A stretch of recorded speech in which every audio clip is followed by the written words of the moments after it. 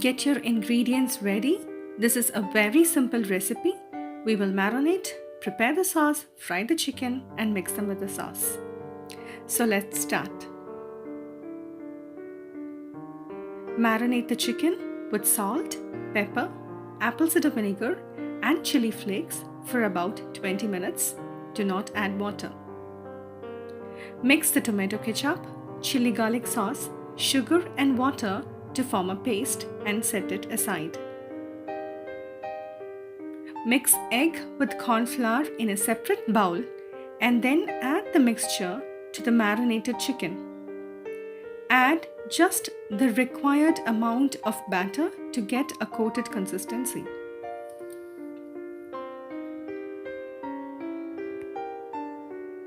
Now heat oil in a pan.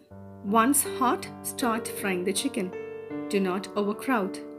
If you want a crispy version, you have to double fry the chicken. In that case, fry them for about 2 minutes for the first time and keep them aside. Once you have fried all the chicken for the first time, fry them again for just 1 more minute and set aside.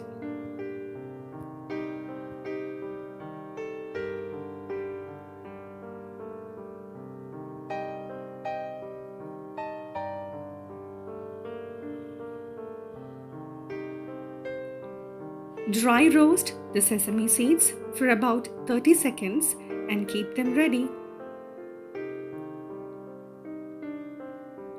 For the final step, heat a flat pan. Once hot, add in the saucy paste and simmer.